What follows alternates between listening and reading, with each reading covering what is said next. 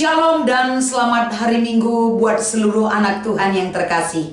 Kita bertemu kembali di dalam persiapan perenungan firman Tuhan yang akan kita terima ataupun kita sampaikan di hari Minggu ini. Saudaraku yang terkasih, izinkan Roh Allah yang berkuasa di dalam diri kita agar senantiasa firman ini mampu menguatkan para pelayan KKR untuk dapat menyampaikan ataupun memberikan kebenaran firman Tuhan di ibadah KKR GBKP di hari Minggu ini. Kita meminta kekuatan dan pertolongan di dalam kasih Tuhan menyertai kita. Kita bersatu di dalam doa. Terima kasih buat segala anugerah kebaikan yang Kau berikan bagi kami Tuhan. Mampukan mulut hati kami berjalan dalam kuasa dan kebenaran-Mu, agar senantiasa pertolongan Tuhan ajaib dan luar biasa menopang hidup kami sepanjang perjalanan kami di dunia ini. Terima kasih Tuhan, kami berharap di dalam nama Yesus kami berdoa dan bersyukur. Haleluya, amin. Saudaraku yang terkasih, kita akan membaca firman Tuhan dari kitab Nehemia pasal 5 ayat 1 sampai dengan ayat 13. Kami akan membacakan firman ini kepada kita sekalian. Terdengar keluhan keras dari rakyat dan para istri terhadap sesama orang Yahudi.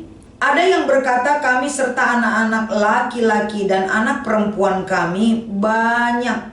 Kami harus mendapat gandum supaya kami bisa makan dan hidup. Ada pula yang berkata, ladang kebun anggur dan rumah kami gadaikan untuk mendapat gandum pada masa kelaparan. Juga ada yang mengatakan kami harus meminjam uang untuk membayar pajak yang dikenakan raja atas ladang dan kebun anggur kami. Sekarang walaupun kami ini sedarah daging dengan saudara-saudara sebangsa dan anak-anak kami sederajat dengan anak-anak mereka, namun kami terpaksa membiarkan anak-anak lelaki dan anak-anak perempuan kami menjadi budak. Bahkan beberapa anak perempuan kami harus kami biarkan dimiliki orang. Kami tidak dapat berbuat apa-apa karena ladang dan kebun anggur kami sudah di tangan orang lain.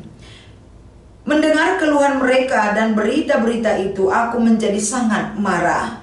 Setelah mempertimbangkannya baik-baik, aku menggugat para pemuka dan para penguasa.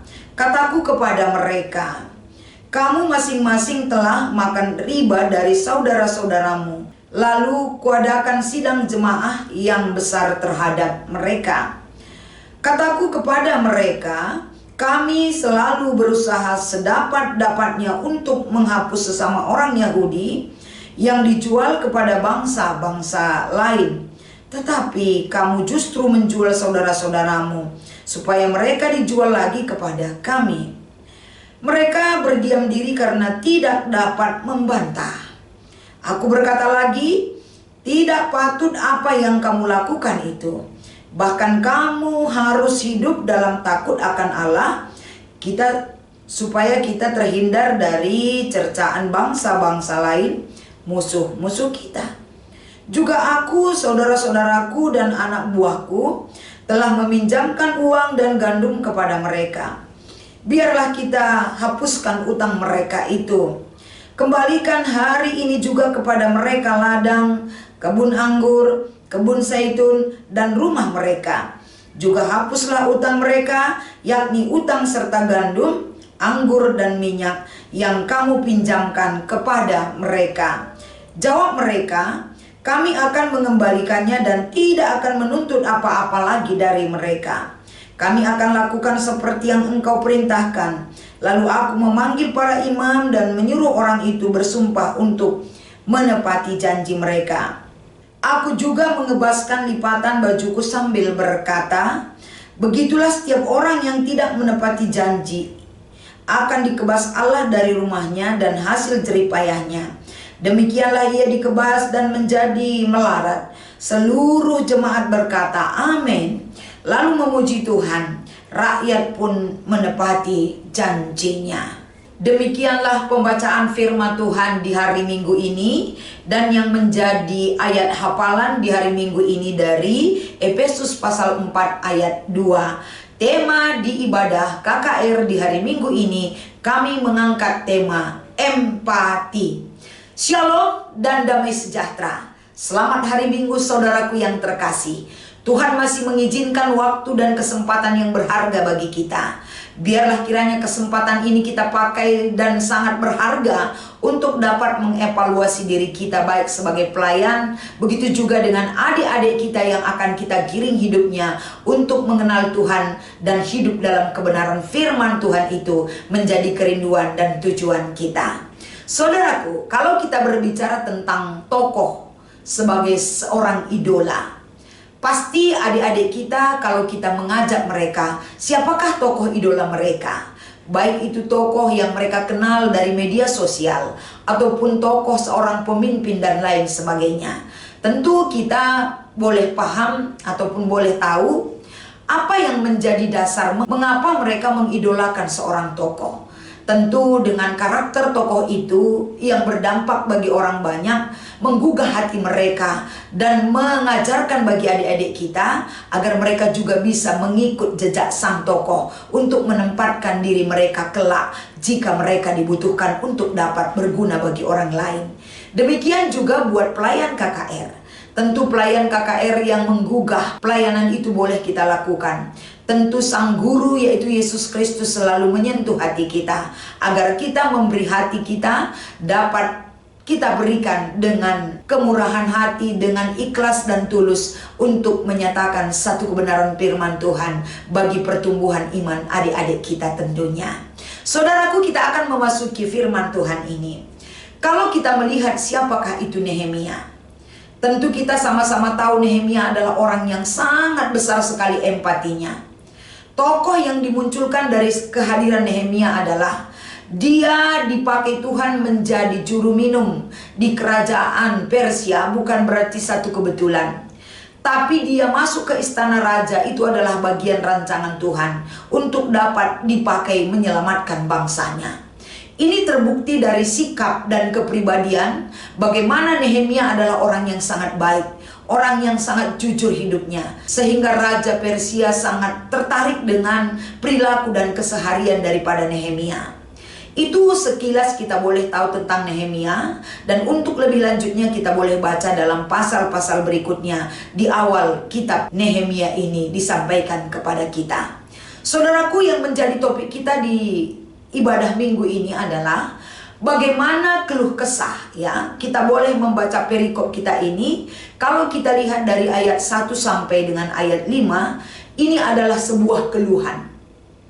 Keluh kesah ataupun keluhan yang dialami oleh bangsa Israel ini sudah sangat berat sekali, mengancam kehidupan mereka. Sementara situasi ini menuntut mereka juga untuk patuh kepada pemerintah, karena situasi mereka untuk membangun kembali tembok Yerusalem yang dahulu sudah dihancurkan akan dibangun dan ditata kembali tempat mereka tinggal, karena mereka sudah diizinkan oleh Tuhan. Dalam kasih Tuhan mereka diizinkan untuk kembali ke tanah airnya. Tentu untuk membangun segala sesuatunya butuh kerjasama, butuh kerja keras, dan butuh pengorbanan. Di balik itu, pengorbanan yang paling utama di sini adalah bagaimana kesatuhatian dari orang Israel untuk memberikan dan mendukung agar tembok Yerusalem dibangun kembali. Tapi apa yang terjadi dalam kehidupan orang Israel? Yang namanya mereka kembali menata kehidupan dan pekerjaan mereka dari awal, dimulai dari nol. Tentunya bangsa ini banyak sekali mendapatkan kesulitan dalam bidang ekonomi. Jadi inilah di ayat 1 sampai dengan ayat 5, bangsa ini berseru menyatakan keluh kesahnya. Bagaimana penderitaan, bagaimana kesulitan hidup yang mereka rasakan. Untuk makan aja susah, bahkan mereka menjual anaknya menjadi budak, bahkan harta benda milik mereka sudah digadaikan untuk membayar pajak dan lain sebagainya, bahkan untuk biaya kehidupan itu pun tidak cukup. Kalau ini dibiarkan terus-menerus, kemungkinan bangsa Israel melihat situasi ini semakin buruk dan semakin tidak kondusif perjalanan kehidupan mereka. Bagaimana mungkin ini boleh dilepaskan kesulitan ini bagi kehidupan mereka? Bagaimana situasi ini dapat ditolong bagi kehidupan mereka? Selain daripada orang-orang yang empati, orang yang peduli, orang yang terpanggil kehidupannya untuk menolong mereka. Siapakah yang dapat menolong mereka? Tentu Tuhan pakai di sini adalah Nehemia. orang yang sangat murah hati, orang yang sangat baik, orang yang sangat peduli, dan orang yang sangat pemberani hidupnya. Apa yang dilakukan oleh Nehemia? Tentu yang dilakukan oleh Nehemia kita boleh baca di ayat 6 sampai dengan ayat 11. Yang pertama yang dilakukan Nehemia adalah dia tulus dan serius mendengar keluh kesah orang Israel. Apa yang dia imani, yang dilakukannya berikutnya adalah dia tidak gegabah ataupun tergesa-gesa mengambil keputusan. Tapi segala sesuatu yang dia dengarkan itu dia pertimbangkan baik-baik. Dia camkan di dalam hatinya dengan baik-baik, dengan pikiran yang jernih, agar keputusan yang dia ambil tidak salah langkah. Apa yang dilakukan Nehemia ini patut menjadi contoh bagi kita, patut menjadi contoh bagi adik-adik kita, bahwa ada kalanya keputusan itu perlu diambil segera mungkin. Tapi jangan salah mengambil keputusan. Karena jika salah mengambil keputusan, akibatnya bukan hanya sementara, tapi akan berkelanjutan. Dampak itu akan berpengaruh kepada orang lain. Saudaraku, tentunya dengan keberanian yang dimiliki oleh Nehemia, yang dia lakukan adalah mengumpulkan para pemimpin dan imam-imam untuk melakukan sidang berjamaah. Artinya, segala tindakan yang dilakukan Nehemia, dia bicarakan, dia panggil orang-orang yang bersangkutan untuk dapat dibicarakan bersama. Duduk bersama untuk mengambil sebuah keputusan adalah sikap yang baik, yang bijak, yang dilakukan oleh Nehemia. Sehingga apa yang dia sampaikan pada sidang berjamaah tersebut, menyampaikan keluh kesah dan menyampaikan visi dan misi tentang pembaharuan yang baik yang harus dia lakukan bagi bangsa Israel. Sehingga intinya kita lihat di sini, semua ide yang dia sampaikan itu diterima oleh para pemimpin, karena tidak ada alasan mereka untuk mengelak dari apa yang terjadi oleh argumen ataupun pernyataan yang disampaikan oleh Nehemia. Dan poin yang ketiga, saudaraku, kalau kita lihat dari perikop kita, yaitu dari ayat 11 sampai dengan ayat 13. Inilah respon daripada para pemimpin. Apakah para pemimpin mau mendengarkan permintaan ataupun permohonan Nehemia? Tentu. Karena apa? Yang diutamakan Nehemia di sini adalah bukan saling memeras, bukan saling memojokkan, bukan saling menindas hidup, tapi bagaimana kebersamaan seluruh rakyat, bahkan para pemimpin, untuk tetap patuh kepada perintah Tuhan. Patuh kepada perintah Tuhan itu, disitulah kita diajar beriman, menunjukkan satu hal dalam karya kehidupan yang kita tunjukkan sebagai bukti kita mengenal Tuhan dengan baik. Ini adalah pengajaran Nehemia kepada bangsanya, termasuk kepada para pemimpin. Sehingga respon orang banyak dan para pemimpin, mereka mengaminkan apa yang diajarkan oleh Nehemia. Saudaraku yang terkasih, melalui firman Tuhan ini tentu kita dibawa juga bagaimana kita menunjukkan sikap empati kita. Empati artinya bagaimana kita merasakan beban orang lain, sehingga kita menempatkan diri kita juga dalam situasi sulit itu, sehingga kita bisa merasakan apa yang dirasakan oleh orang lain, sehingga kita mencari solusi agar situasi sulit itu bisa terbebas, orang yang terhimpit dan terikat dalam situasi kesulitan. Tindakan empati sudah dibuktikan oleh Nehemia. Bagaimana dengan hidup kita saat ini? Kalau kita bandingkan dengan bacaan remaja 1 Tesalonika pasal 5 ayat 13 sampai dengan 14. Jiwa-jiwa empati itu banyak hal yang boleh kita lakukan bagi orang lain. Memaafkan, menolong, memberi diri, memberikan bantuan sesuai dengan apa yang boleh kita sampaikan, menyapa mereka, menegur mereka, menjadikan mereka sebagai teman. Itu adalah contoh konkret yang bisa kita tunjukkan dari sikap-sikap empati kita. Jadi saudaraku, bagaimana kita mengajarkan firman Tuhan ini kepada adik-adik kita?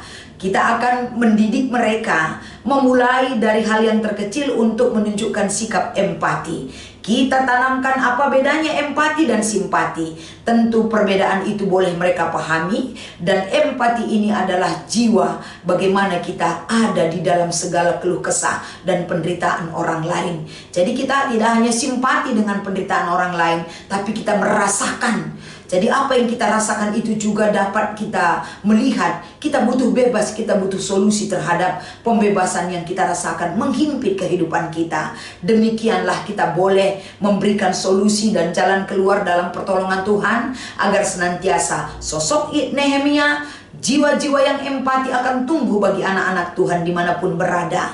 Kiranya firman Tuhan ini mengajar kita kembali menjadi orang yang berani, menjadi orang yang tegas, menjadi orang yang empati, adalah mendidik adik-adik kita, menjadikan karakter itu tumbuh di dalam diri mereka, agar tergiring kelak mereka seorang pemimpin tapi memiliki integritas dan karakter yang baik. Selamat melayani untuk Tuhan. Kiranya firman ini mengingatkan dan menumbuhkan iman yang lebih baik lagi kepada kita sekalian. Tuhan Yesus memberkati. Kita bersatu di dalam doa. Kami mensyukuri segala pemberian-Mu Tuhan. Izinkan para pelayan KKR menyampaikan firman ini lebih dahsyat lagi, agar senantiasa terbentuk karakter yang baik sebagaimana Tuhan harapkan terjadi bagi KKR GBKP. Begitu juga dengan para pelayannya. Di dalam nama Yesus kami berserah dan berdoa. Haleluya, amin.